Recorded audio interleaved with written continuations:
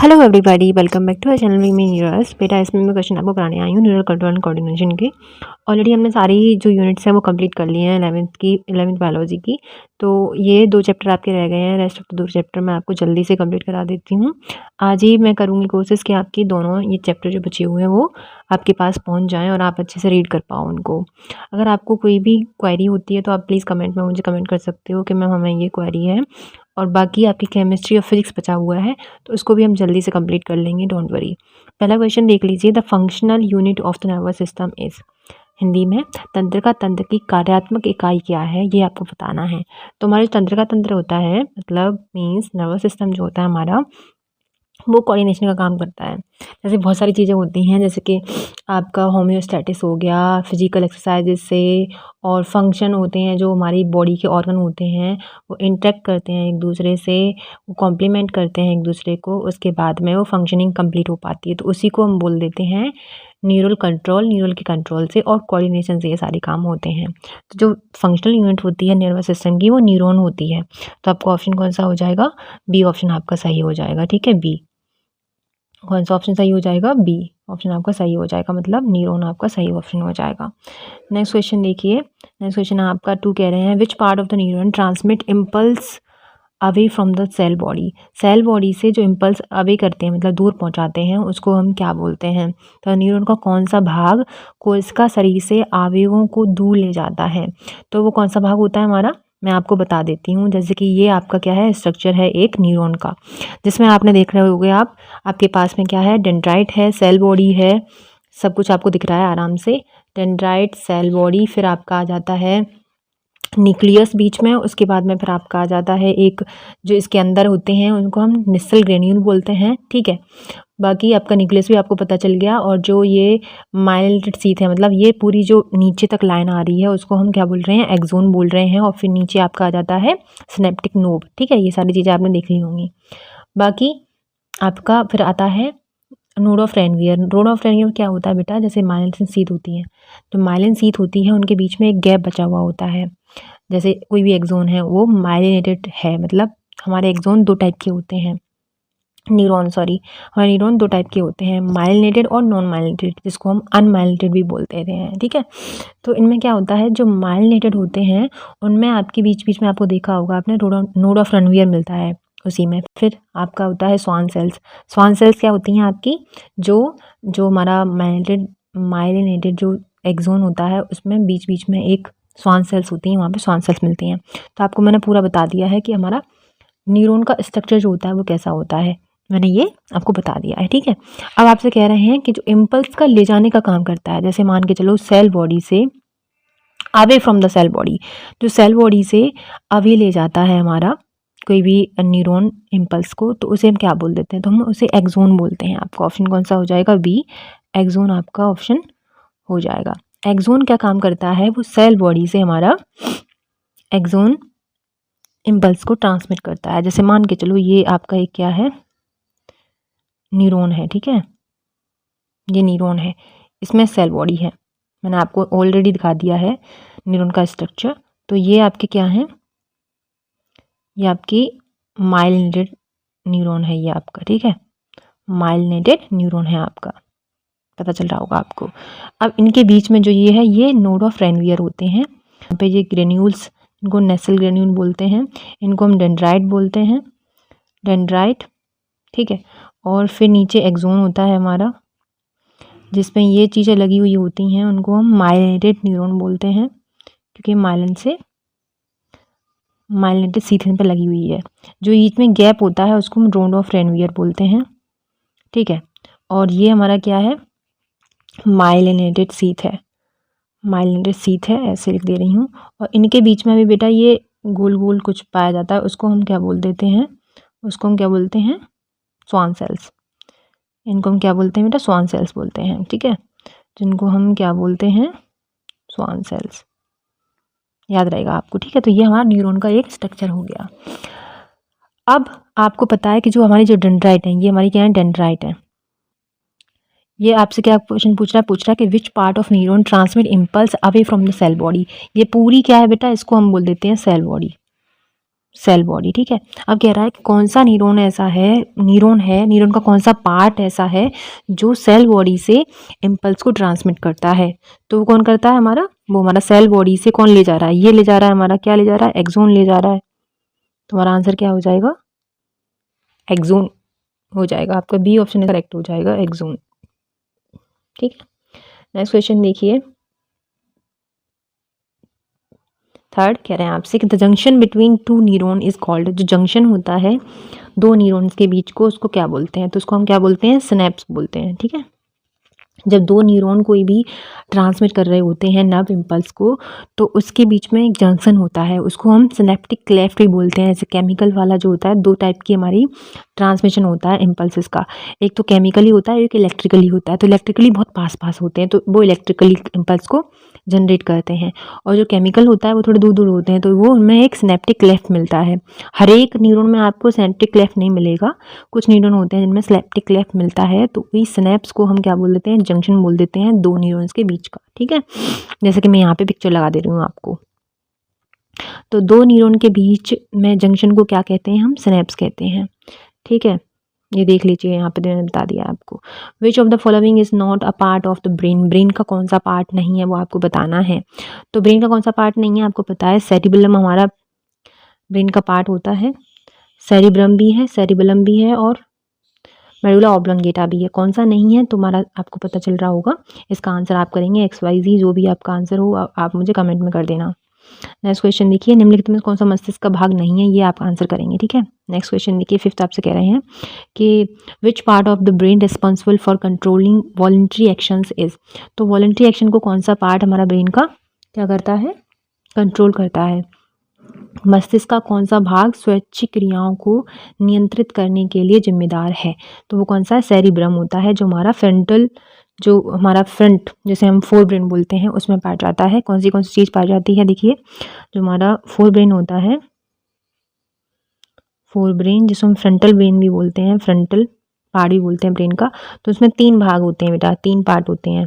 सबसे पहला होता है सेरिब्रम आता है हमारा, फिर हमारा कौन सा आता है, थैलेमस, फिर हाइपोथैलेमस।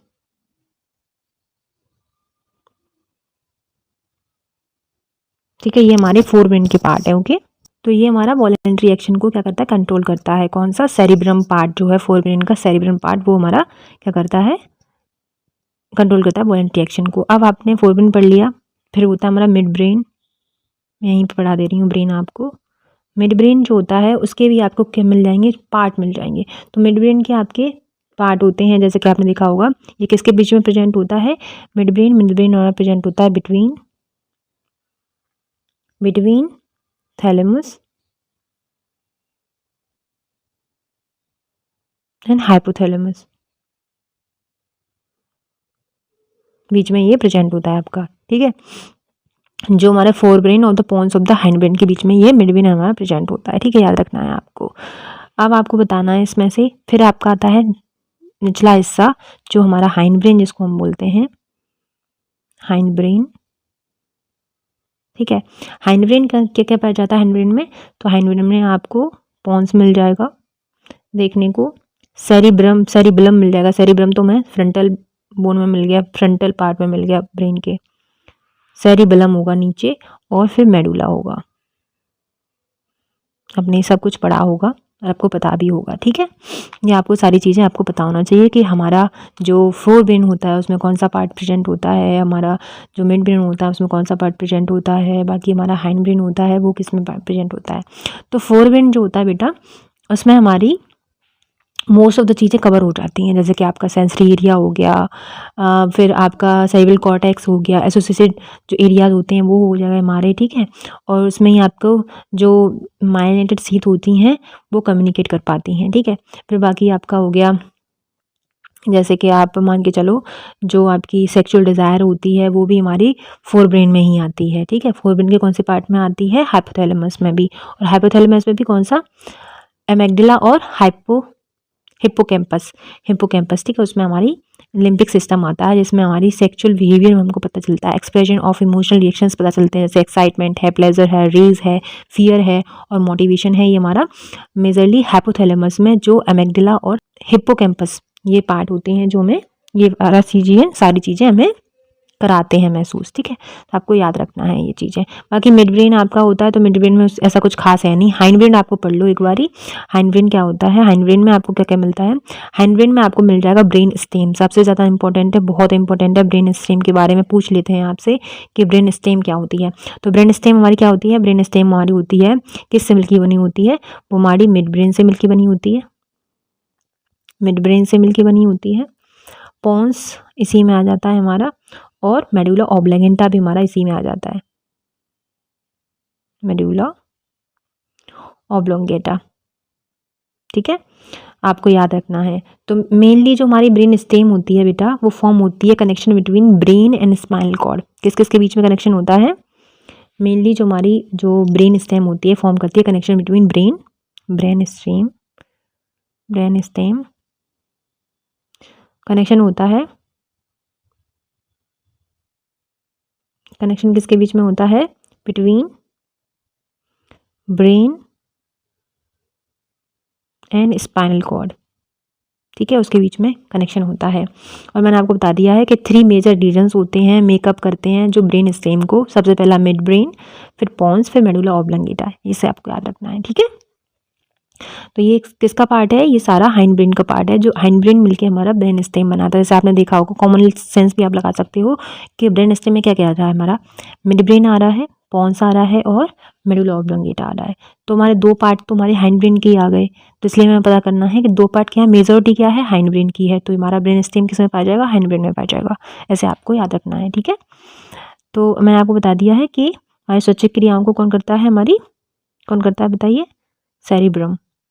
नेक्स्ट क्वेश्चन देखिए, नेक्स्ट क्वेश्चन आपका 6 आपसे कह रहे हैं कि which nervous system controls involuntary actions. Involuntary actions को कौन कंट्रोल करता है, तो हमारा वो ANS होता है, जिसे हम ऑटोनॉमिक नर्वस सिस्टम बोलते हैं, ANS।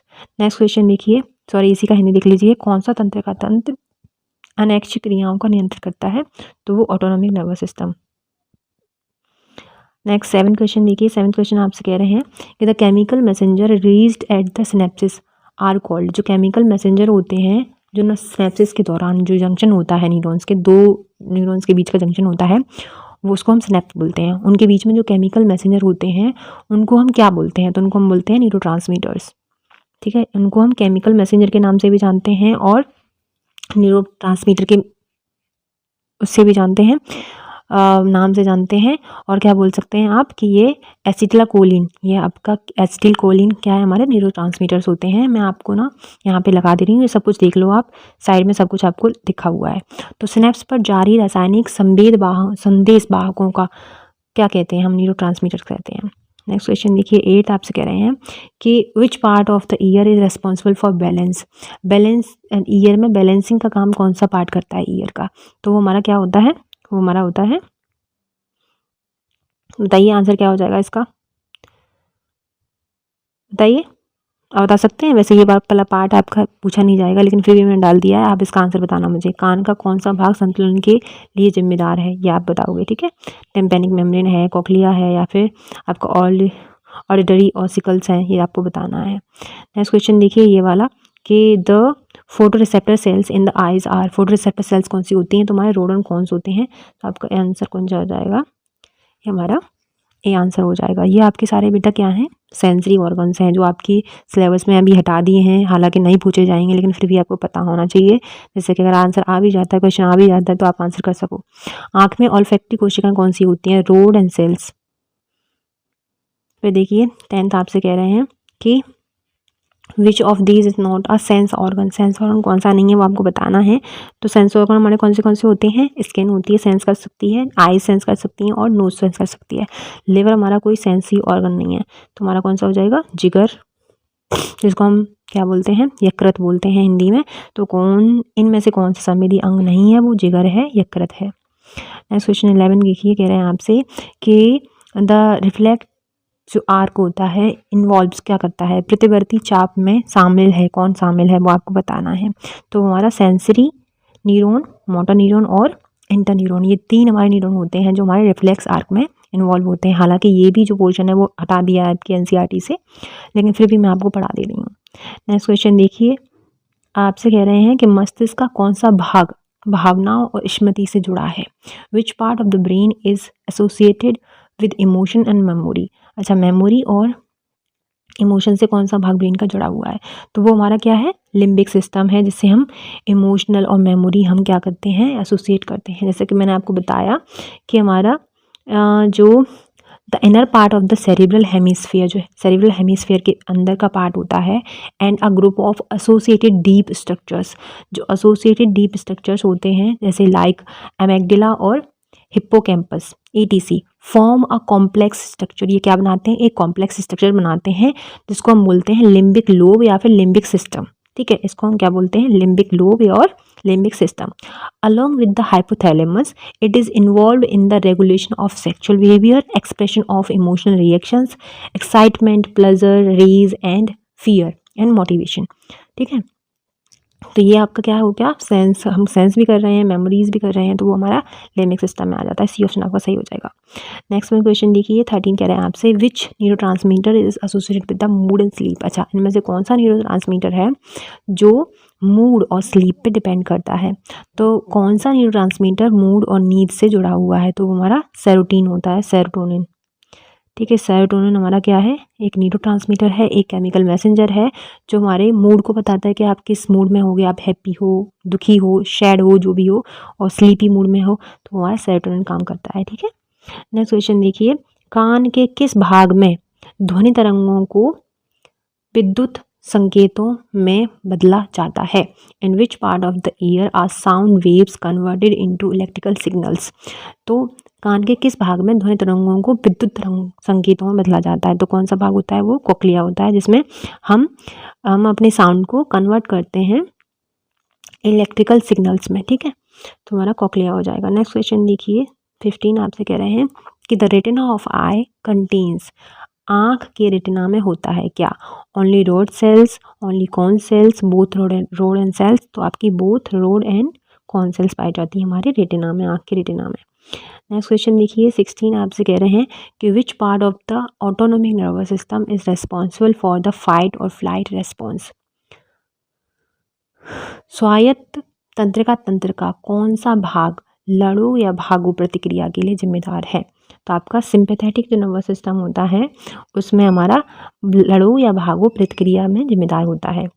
नेक्स्ट क्वेश्चन देखिए, नेक्स्ट क्वेश्चन है 17 आपसे कह रहे हैं कि न्यूरॉन में आवेग संरचरण की दिशा, संचरण की दिशा क्या होती है। What is the direction of impulse transmission in a neuron. तो न्यूरॉन में जो हमारी इम्पल्स को ट्रांसमिशन करना होता है वो डायरेक्शन होती है हमारी बेटा सेल बॉडी मतलब डेंड्राइट टू एक्सोन। तो हमारा ऑप्शन कौन सा हो जाएगा, बी ऑप्शन आपका सही हो जाएगा। डेंड्राइट से हम एक्सोन की तरफ जाते हैं, जैसे मैंने आपको स्ट्रक्चर बताया था। जैसे मान के चलो ये एक क्या है, हमारा एक्सोन है, ठीक है, सॉरी न्यूरॉन है, और इसमें ये हमारा क्या है, एक्सोन है। तो हम यहाँ से रिसीव करते हैं सारी चीज़ें, यहाँ से हम इम्पल्स को रिसीव करेंगे और वो पहुँचाएंगे कहाँ पे, एक्सोन तक। ये हमारा क्या है, एक्सोन है। तो एक्सोन में हम पहुँचाते हैं, डेंड्राइट से हम क्या करते हैं, रिसीव करते हैं। मतलब आपसे ये भी बोल सकता है कि हम सेल बॉडी टू एक्सोन कर सकते हैं, बिल्कुल सेल बॉडी टू एक्सोन आराम से आप कर सकते हो। मतलब डेंड्राइट से एक्सोन की तरफ हम क्या पहुँचाते हैं, अपने जो इम्पल्सेस जनरेट होती हैं उनका डायरेक्शन होता है डेंड्राइट टू एक्सोन। ठीक है, अब मैं आपको बता दूं कि आपकी 3 टाइप के न्यूरॉन्स आपको दे रखे हैं आपकी एनसीईआरटी में। जैसे आपने पढ़ा होगा यूनिपोलर न्यूरॉन, बाईपोलर न्यूरॉन, है ना, आपने पढ़ा होगा ज़रूर डिफरेंट टाइप के। तो देखो, based on the number of axon के बेसिस पे और डेंड्राइट्स के बेसिस पे न्यूरॉन्स को हमने डिवाइड किया है 3 टाइप्स में। पहला टाइप कौन सा होगा, मैं आपको बता देती हूँ। किसके बेसिस पे, एक्सोन और डेंड्राइट के बेसिस पे हमने न्यूरॉन को 3 पार्ट में डिवाइड कर दिया है।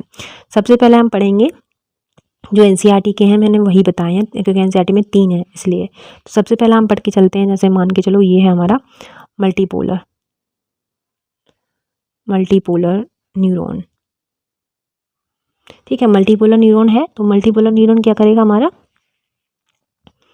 मल्टीपोलर न्यूरॉन क्या करेगा हमारा, इसमें ये कहाँ पाया जाता है आपका, ये मिलेगा आपको सेरेब्रल कॉर्टेक्स में। सेरेब्रल कॉर्टेक्स कहाँ पाया जाता है आपका, जो आपका फ्रंटल पार्ट होता है ब्रेन का, मतलब फोर ब्रेन होता है, वहाँ पे आपका सेरेब्रल कॉर्टेक्स मिलता है। तो हमारा कहाँ मिलेगा, इसमें होता क्या है बेटा कि इसमें आपके पास में एक एक्सोन होगा लेकिन मोर देन 2 और मोर देन डेंड्राइट मिलेंगे आपको। जैसे आपने देखा होगा जो स्ट्रक्चर मैंने आपको दिखाया है, यहाँ पे लगा भी दे रही हूँ दोबारा से, ये वाला जो स्ट्रक्चर है वो आपका मल्टीपोलर स्ट्रक्चर है, ठीक है। तो जैसे कि आपके पास में ये किसका साथ होगा, इसके साथ में एक एक्सोन होगा और क्या, टू और मोर देन 2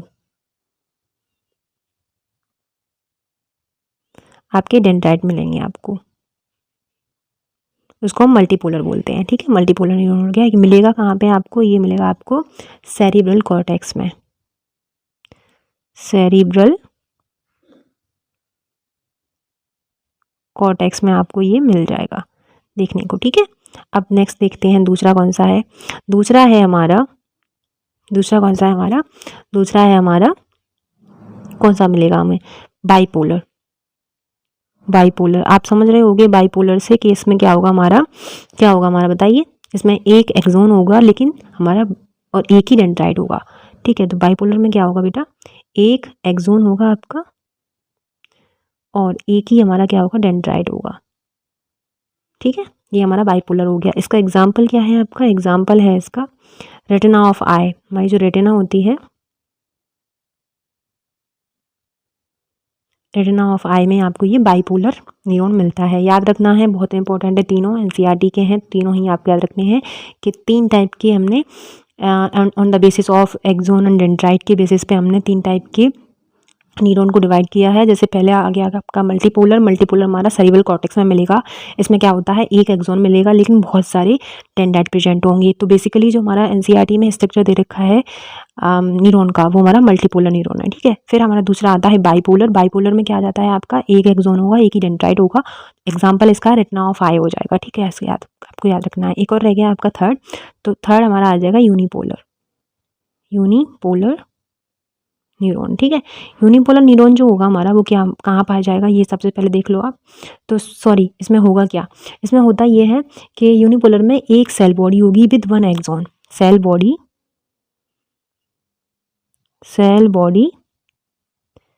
विद 1 एक्सोन, ठीक है। ये हमारा क्या हो जाएगा, यूनिपोलर हो जाएगा। और ये सिर्फ और सिर्फ आपको कहाँ मिलेगा, एम्ब्रियोनिक स्टेज में मिलेगा। कहाँ मिलेगा, एम्ब्रियोनिक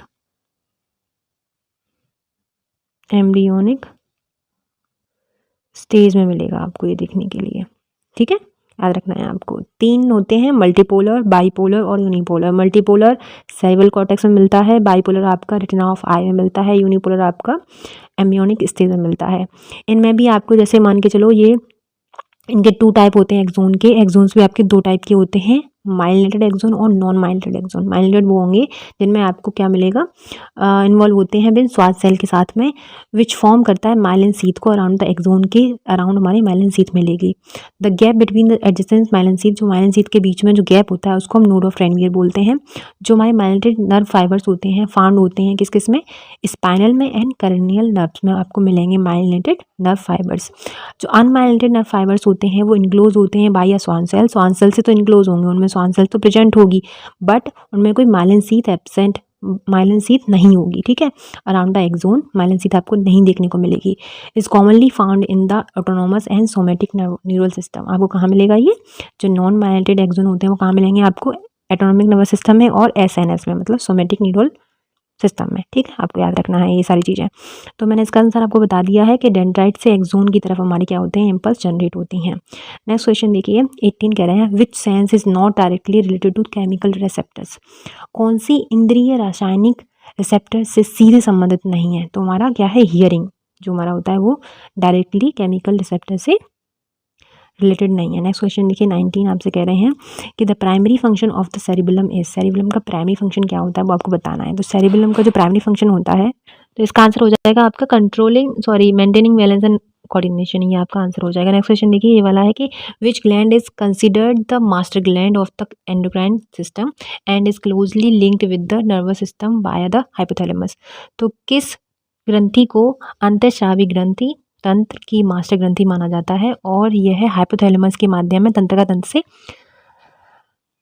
निकटता से जुड़ी हुई होती है। तो ये कौन सा हो है? Pituitary gland. आपको पता है मास्टर ग्लैंड हमारी पिट्यूटरी ग्लैंड होती है। नेक्स्ट क्वेश्चन देखिए 21 आपसे कह रहे हैं कि which part of the brain regulates body temperature, hunger and thrust. इनमें से कौन सा बॉडी पार्ट है, मतलब ब्रेन का पार्ट है, जो टेम्परेचर को रेगुलेट करता है और हंगर को रेगुलेट करता है और थ्रस्ट को भी। मस्तिष्क का कौन सा भाग शरीर के तापमान, भूख और प्यास को नियंत्रित करता है? तो वो हमारा होता है हाइपोथैलेमस। आपको याद रखना है, कुछ भी आपको पता हो कोई भी चीज़ हो तो अगर टेम्परेचर से रिलेटेड कोई भी चीज़ आ जाती है, जैसे मान के चलो कौन सा पार्ट है ब्रेन का जो रेगुलेट कर रहा है टेम्परेचर को, तो टेम्परेचर का रेगुलेशन सिर्फ और सिर्फ हाइपोथैलेमस करता है। तो आपको याद रखना है, ठीक है। हाइपोथैलेमस आपका आंसर सही हो जाएगा। नेक्स्ट क्वेश्चन देखिए, the auditory ossicles are located in the. तो श्रवण अस्थियाँ जो होती हैं हमारी कहाँ स्थित होती हैं? तो वो हमारी कहाँ होती हैं, बताइए आप। इसका आंसर हो जाएगा आपका बी, मिडिल ईयर में आपको प्रेजेंट मिल जाएंगी ये, ठीक है, मिडिल ईयर में। वैसे ये आपके सेंसरी ऑर्गन्स हैं वो हटा दिए हैं एनसीईआरटी से, तो पढ़ने की इतनी आवश्यकता नहीं है, लेकिन फिर भी मैंने डाल दिए हैं क्वेश्चन। नेक्स्ट क्वेश्चन देखिए, which disease associated with the degeneration of motor neurons. कौन सी बीमारी मोटर न्यूरॉन्स के अंतःपतन से संबंधित है? तुम्हारा डी ऑप्शन सही हो जाएगा इसमें, ठीक है। नेक्स्ट क्वेश्चन देखिए, नेक्स्ट है आपका 24 आपसे कह रहे हैं कि which of the following is not a function of nervous system. इनमें से कौन सा तंत्र का कार्य नहीं है, वो आपको बताना है। तो डाइजेशन हमारा तंत्र का कार्य नहीं है। बाकी कम्युनिकेशन, कोऑर्डिनेशन, कंट्रोल, ये सारे काम हमारे किसके हैं? न्यूरल सिस्टम के हैं। नेक्स्ट क्वेश्चन देखिए 25 कह रहे हैं कि the white matter of the brain primarily consist of. मस्तिष्क का श्वेत पदार्थ मुख्यतः निम्नलिखित में से बना होता है।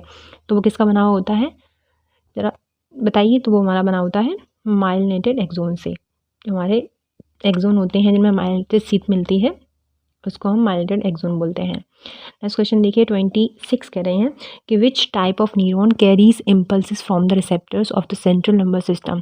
किस प्रकार का न्यूरॉन रिसेप्टर्स से केंद्रीय तंत्र तक आवेगों को ले जाता है? तो कौन सा आंसर हो जाएगा? इसका आंसर हो जाएगा आपका B, sensory neuron. Next question देखिए 27 आपसे कह रहे हैं कि the blind spot in the eye is due to the absence of. आंख में अंधा बिंदु निम्नलिखित में से किसकी अनुपस्थिति के कारण होता है? तो हमारे जो होते हैं ये कौन सी सेल्स होते हैं?